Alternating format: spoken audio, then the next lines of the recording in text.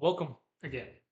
This specific video is going to be focused around which modules we used most of the time. Okay, and I put 20 together because I feel, if I give you guys a little bit more than just, top 5 or top 10, you're going to get a little bit more notion, and probably a light bulb's going to come up in terms of, I could probably do that with this, right?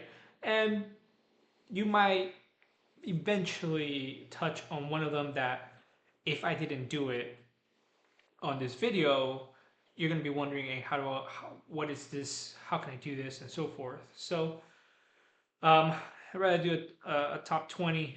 I'm going to try to bang through it real quick. No promises. I want to make sure that I provide you thought process throughout all the modules here. So you guys can see already that I have one here, which is the set module, right? If I call it node, nod, module, they mean the same thing. Okay. I actually don't know if it's node or nod. I, I'm gonna call it module, but just for reference, if I use those words interchangeably, it means the same thing.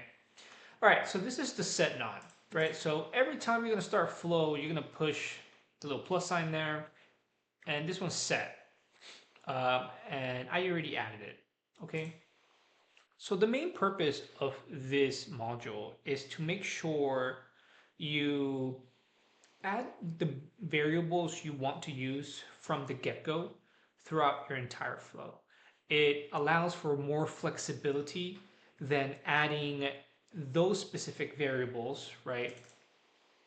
These specific, and I just put some dummy data here, these variables in in a flow. So let's pretend that you had another module here and here and here, right? So there's three more, and then you added a five, like you actually hard coded it into the system here, and then you added three more modules. And now you're like, well, where's the configuration here of this five, right? I want three, but where is it? Once you set up an automation, and I'm telling you this from experience, because this has happened to a lot of my analysts, and even has happened to me throughout my career. Once it's set and done, you forget about it. You forget about what your automation does if you haven't done any documentation. And most of you are not going to document. I can tell you this from experience. I am guilty of it myself. Sometimes I just, yeah, since I have exposure experience to this, I'm like, I already know, even though I know that I should be documenting. Now, I don't do that, the majority of the time. I do keep documentation to make sure if it's, especially if it's like a longer type of flow, especially if it's a system. When you start building system, whether it's for your business or for other individuals, you 100% need to have documentation, because if you're going to be maintaining their automation, you want to know what's going on, right? So going back to the set node module here, you want to make sure that that five that you put, you're able to change it here quickly, right? And be like, okay, I don't want the minimum value to be five. I want it to be four, because that, based on my test that I've done, the average, lands on four. So you're gonna put four here, and then that will carry through the entire flow properly. So again, you want to make sure all your hard-coded values, you do not do it in the flow. You do a specific set module, you add it here, you give it a proper name, and then you carry that through the flow. Okay, so always make sure you test your flows. Let's quickly go through what we have here. I'm gonna get a little technical. Use Google, ChatGPT, Claude. Rewatch this video if you need to. Everything that it's in brackets is called an array. Everything in parentheses here, it's called an item. And then this item is holding an array, and it's holding a specific key value. right here. So there's different ways to do this. And when you start using HTTP requests, you're probably going to receive JSON format.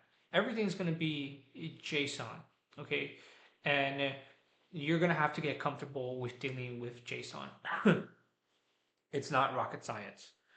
It is not rocket science. If you really spend a full 1 to 2 hours just trying to understand JSON, you're going to get it.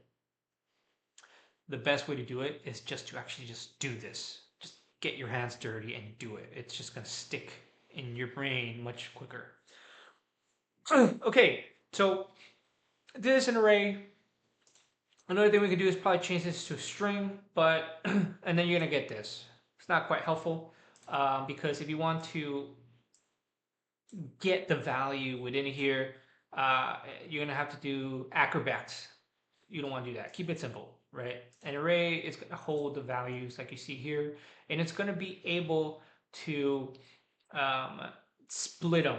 And there's another module called split out in the flow where you can actually feed this one too, and then it'll break it apart into different items. We'll go through that in this video, okay? Now, I don't want to get ahead of myself. All you need to know, the set module is extremely important. This is how true systems are built. And this is the failure that I've seen through a lot of analysts that I've managed, where they hard-coded a lot of stuff in formulas. And when I audited their work, and we needed to do reporting for the executive team, some stuff were not right. I caught them, we fixed it and all, but we cannot hard code because it's easy to forget. In your set module, it won't be. You already know, okay, here are my variables. This is what impacts specific things. Let me change this. All right, enough of that. If you want more information regarding the set module,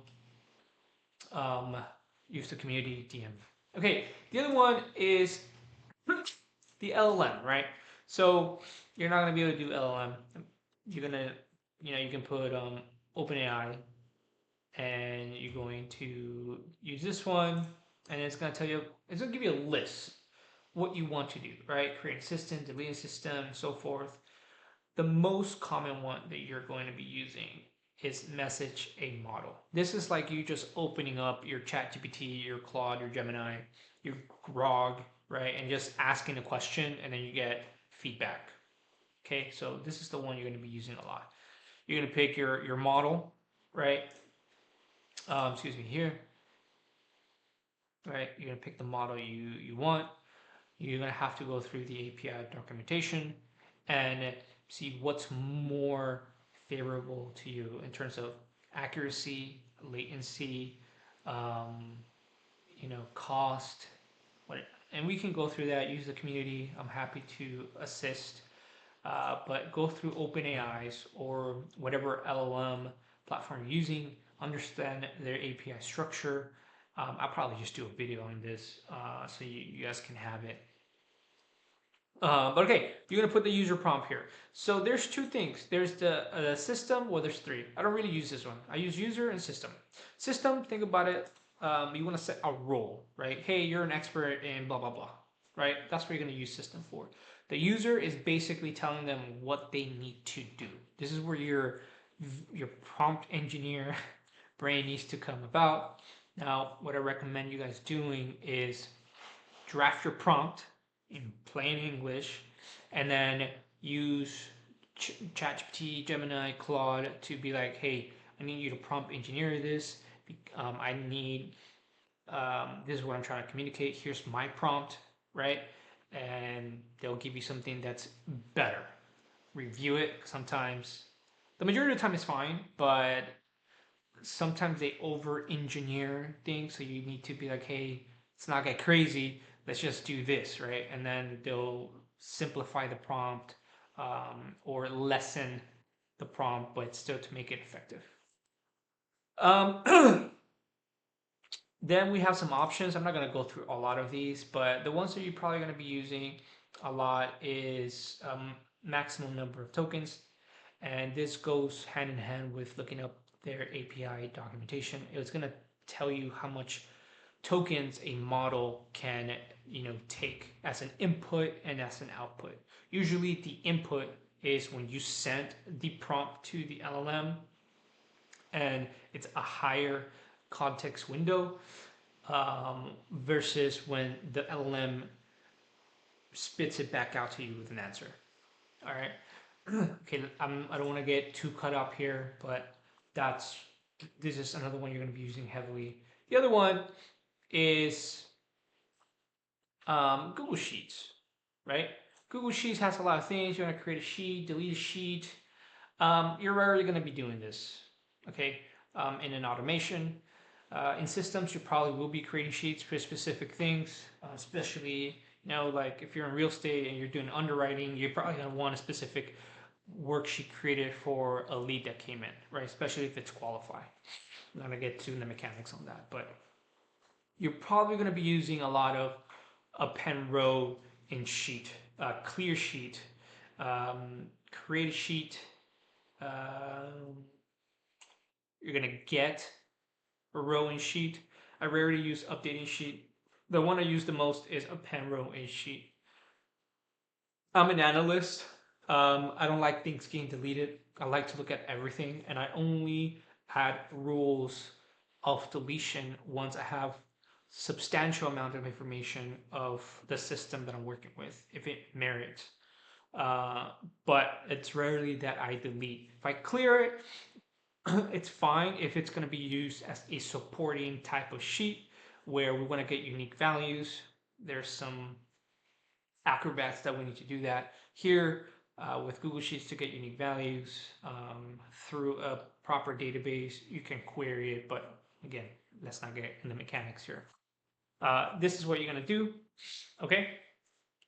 The other one you're going to be using, of course, is the HTTP request, right?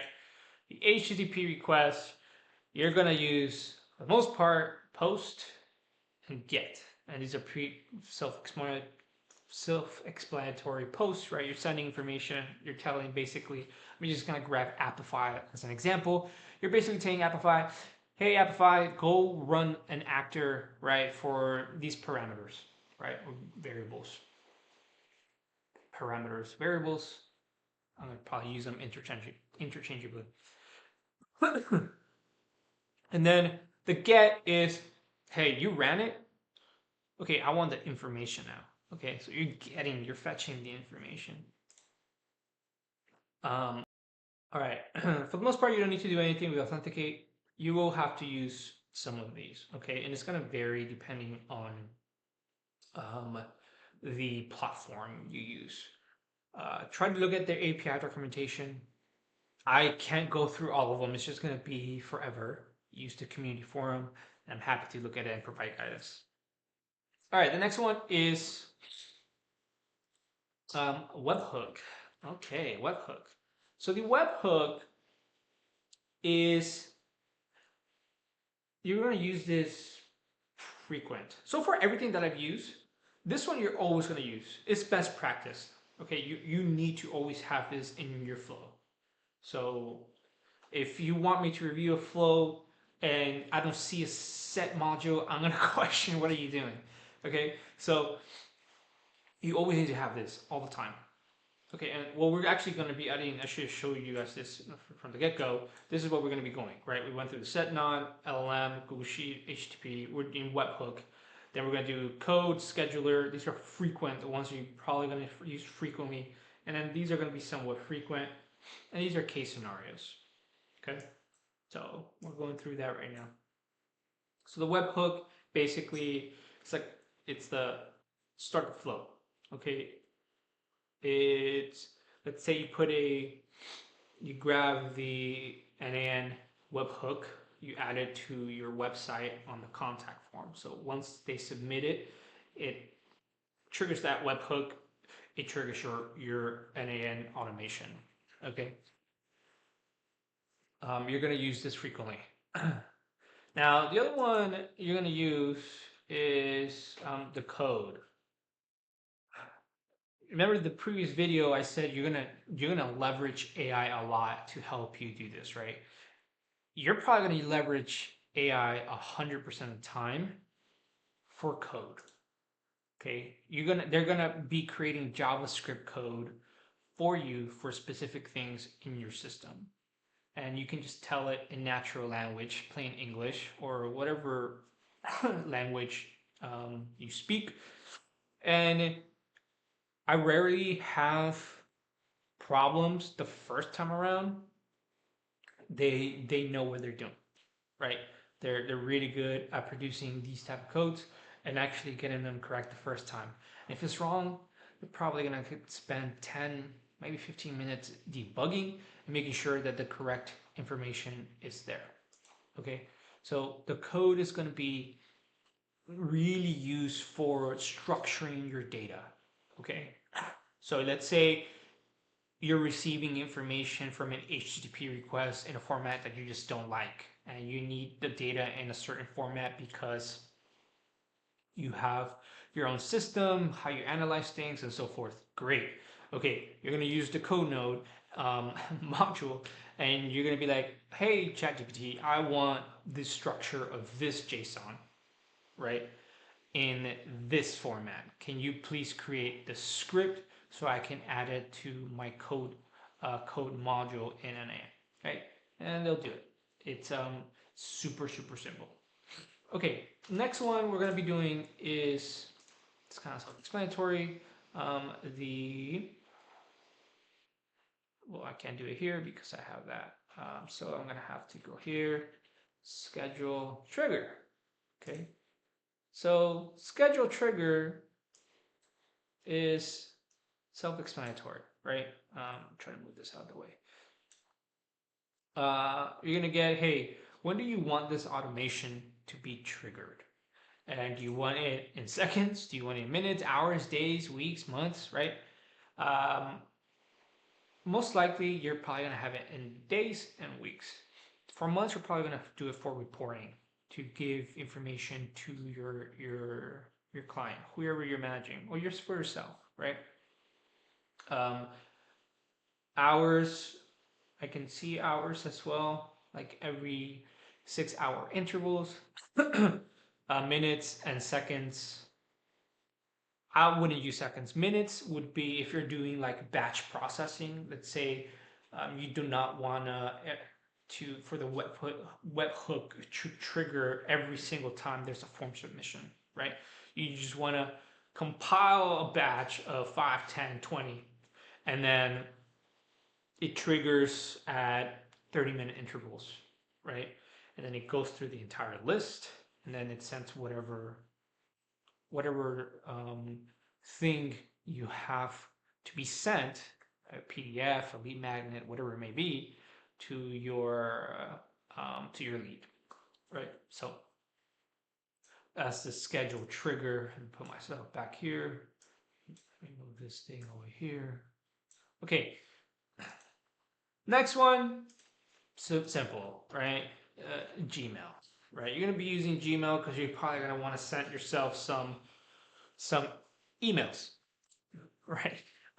Once an automation is finished, or if you want to debug, right? You always want to have some level of logging an email or notification, right? The right word's notification because you might use Slack, Telegram, Gmail, Outlook, whatever it may be, to get notified. Hey, the automation broke, right? You want to know immediately so you can go in there and fix it.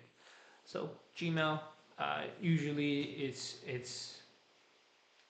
it's done to send information to your leads, right? At least that's the most common denominator. For me, I use it for leads. I use it for to get notified if things are broken, whether there's a contact form submission, and so forth. All right, the next one is Google Drive. What's going on here? Google Drive. And Google Drive, you're going to use somewhat frequently, and you're I'm trying to guess a quick scenario here. I can only think of one, which is RAG. You're adding more information to your code base, your knowledge base, for your AI agent to understand, learn, and fetch information correctly, for whatever it may be, a chatbot or an AI agent that's helping you build something. Other than that, if you're creating a some type of file that you want to go through Google Sheets, which right now doesn't really make sense to me because you can just go directly to Google Sheets and just pull that. But it could be right, or you just want to add the file to Google Drive. You're creating the sheet, and then you want to add it to a specific folder in Google Drive. Then you use this, right? Yeah. Tell me what you think right now on some doing this video. But I'm sure you use Google Drive for a ton of things, right? So, but it's there. The next thing we want to do is the if and switch. Okay, so the if only has, as you can see here, true and false, right? So, hey, is this this? Then send it this way. If not, send it that way. However, it doesn't take multiple. The one that takes multiple is the switch, right? So it's like, hey, if it meets this criteria, and this criteria, then send it here and send it here. If it meets this criteria and that criteria and this criteria, you're going to send it here and on the other one as well, right? So it's able to reroute based on your logic for multiple things, not just one, which is the if. Okay. The split out is literally what I was describing earlier, right? So we're actually going to drag the unique, right, that we were talking about. I don't know if you can see that. So the unique ID, and then we're gonna test it. You're gonna see how it splits it out. So it's no longer an array, right? You can see these brackets. Currently, the variable is set as an array. Now it's actually an item. There's 2 items here in the array. You can see that, 2 items, right?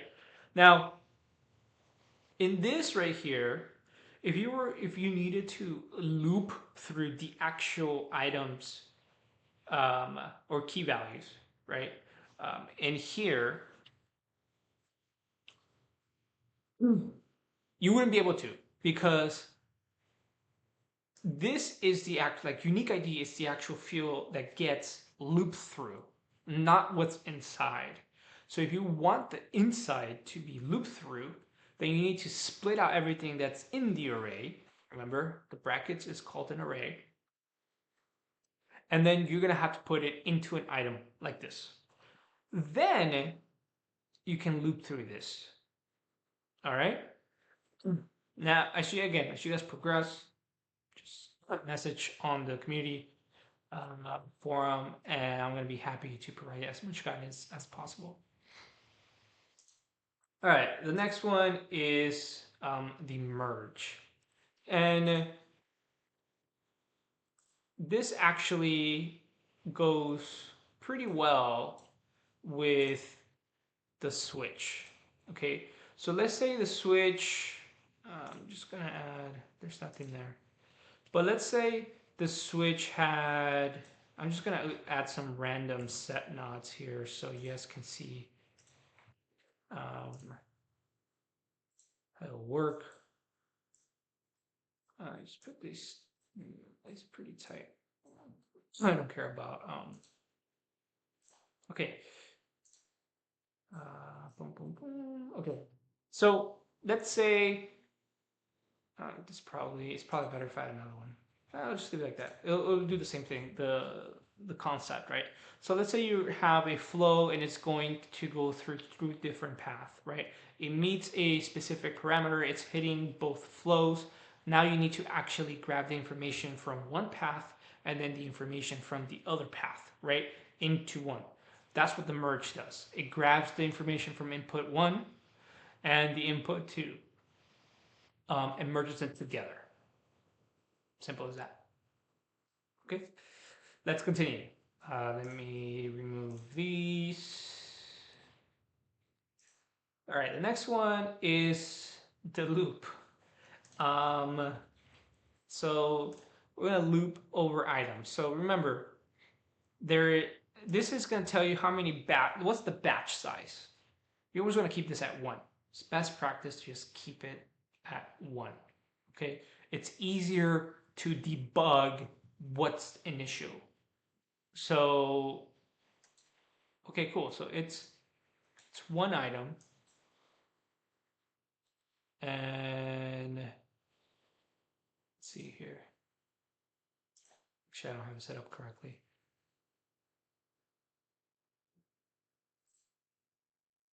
Pause this for a second. Sorry, I have to drink a little water. So I don't have this set up correctly because I only want the unique.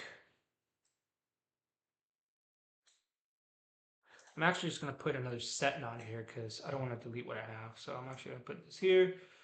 Tested. It's going to give me one variable. Okay, cool. Now, boom. Great. Okay, so you guys see that it only has one item, but in reality, you want 2, right? So what we need to do is add the split out. Like I mentioned earlier, we're going to grab this here. It's going to split out. And then when I run this, it should give me 2 items. And it did not. So let's see. Field. Okay, great, great. I'm just going to test that thing.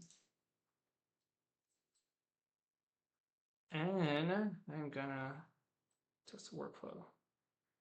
Okay, there it is. 2 items. Usually when you test it when you press this once, it only reads it 1 time. Don't get scared, okay? So you can see it, it's gonna give me it doesn't pass through.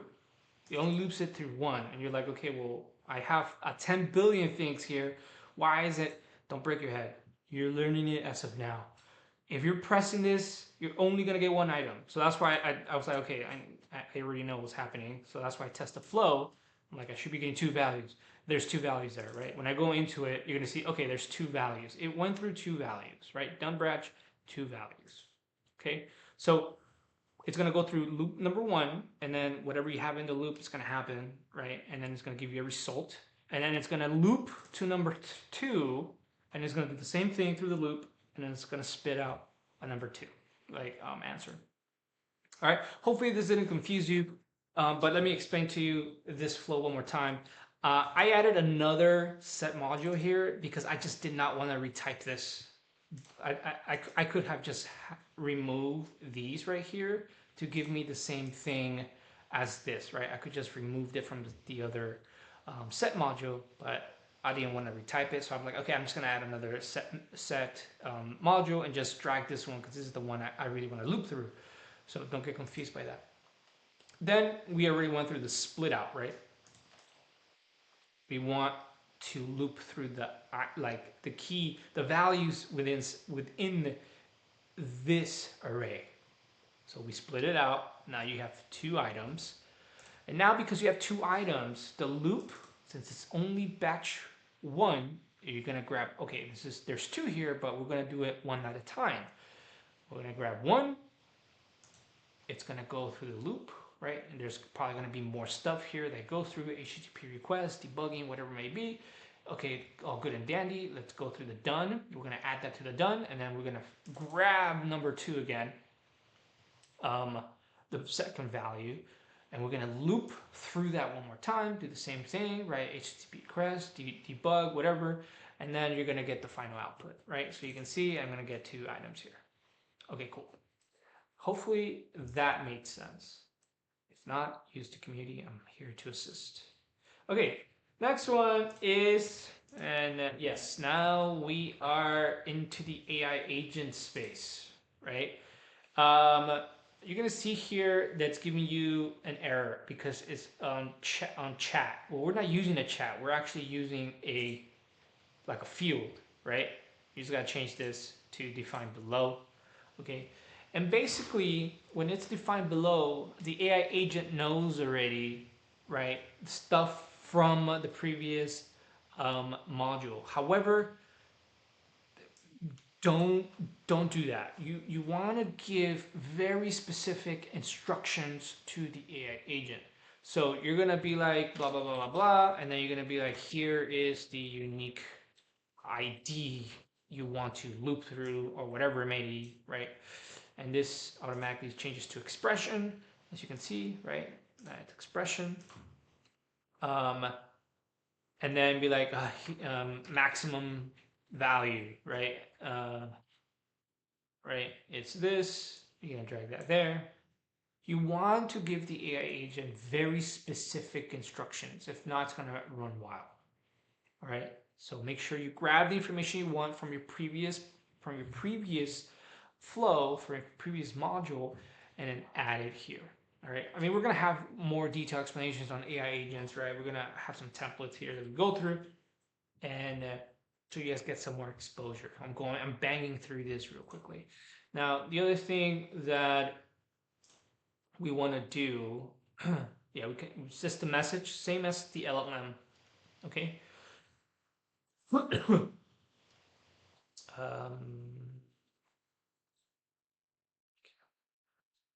The other thing that's important here, we want to give a chat model. So the chat model, think about it as the brain of the AI agent. Depending on the specific automation that you have, you're going to want a more sophisticated model than a cheaper model, right? Use the cheaper models to do a lot of testing. Some you might just keep because it's pretty simple workflows that you don't need a sophisticated model. But if you're doing like something crazy, something sophisticated, right? You want to make sure you use the proper model, and those are probably going to be a little bit more pricey. Okay, and if you're an agency and you're selling these products, just make sure to let your client, your prospect know, how these things work, just for transparency's sake.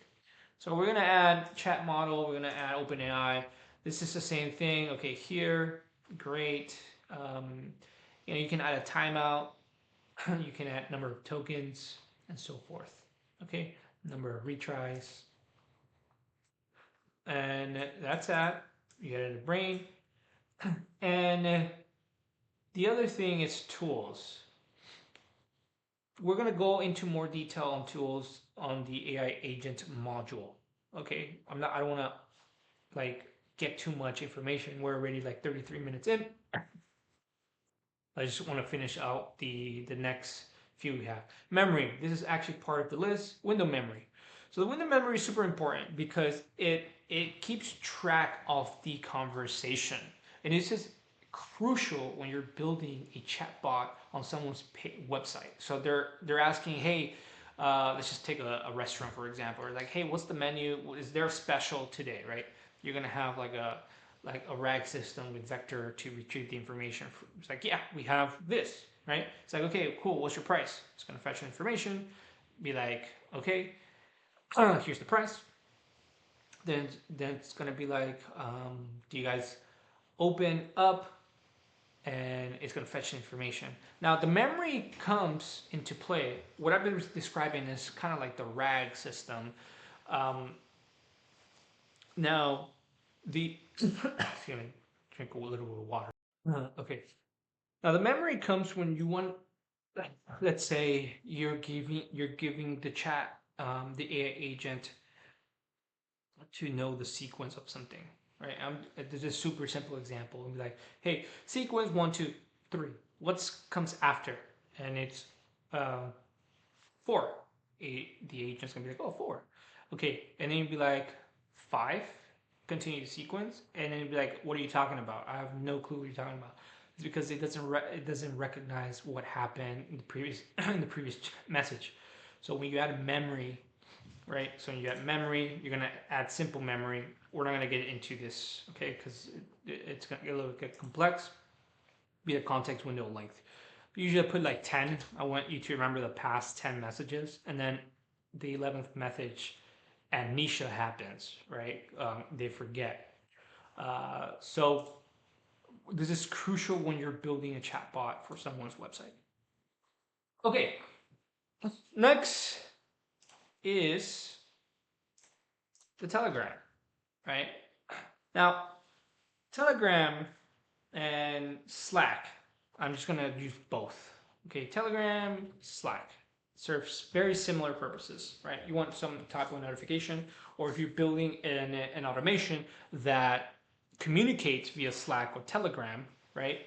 Then you message it, it hits the on chat message on the web on the AI agent, and it triggers the flow, right? So super simple. I think these are super simple to understand. I don't want to get too in the nitty gritty here. Slack, if you, I'm sure you know what Slack and Telegram are. They're messaging tools, right? So you message, it's connected through here. Your AI agent's connected, and then it does your automation that needs to get done. The other one is what I was just actually describing, the on chat message, right? So the on chat message here, and actually I'm gonna do the example I just described about the sequence, so you guys know exactly what I'm talking. I'm just gonna leave it like that because it's gonna be okay. Cool. So I'm gonna open the chat. I'm gonna move myself up here. I'd be like, "Hi, I need you to tell." Oh, actually, look, I already did this, right? I say, "Hey, continue the next number sequence 1, 2, 3, and 4. 1, 2, 3. The next number is 4. This sequence is simply counting by 1. Cool. 5. It's like looks like you've entered 5. Can you please provide more context?"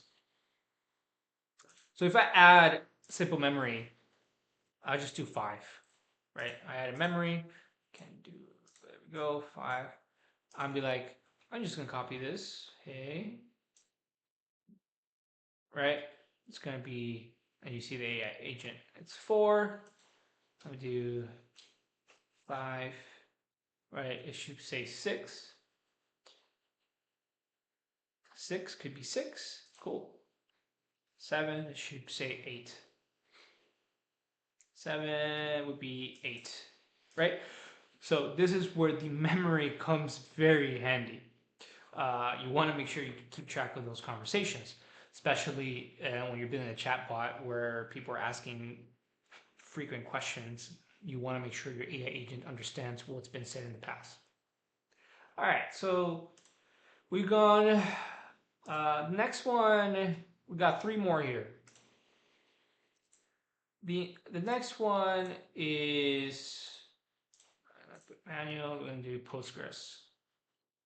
Okay, Postgres, it's a database platform. Okay, it basically stores your information. It has tables. You can do a lot more things. I've used it to incorporate like my entire career, and this is going to be crucial when you're building systems. Do not use Google Sheets, right? You're probably gonna be like, yeah, let me just build something in Google Sheets, simple. No, make sure you use a database because it's going to be extremely crucial. Not only is it going to be beneficial long term, it's going to make your life easier if you start adding RAG into the mix for your AI agent instead of Google Sheets. So Postgres is just a database management system where it stores information. It's a repository. That's the simplest way I can tell you without getting too complicated. Now the other ones are HubSpot. I don't use them, just being quite candid, but I'm sure everyone knows what HubSpot is. And then Twilio, right? And it's to send messages. And you have automations with Twilio where it's replying to the text. You can have an AI agent using Twilio to to reply to the individual via text. And that's it, guys. We've gone through all 20. Oh, there's actually 21. I lied. Well, 22 because the if and switch I have in one row. So 22. We went through 22, guys. Hopefully this gives you a sense and some level of notion on the modules that you guys have at your disposal. And I haven't even touched like 1%, but the ones we've gone through are the ones that you're most likely going to interact from day one. Okay, so if you have any other questions, just comment on the forum, community forum, or just feel free to message me. All right, thank you. I'll see you in the next video.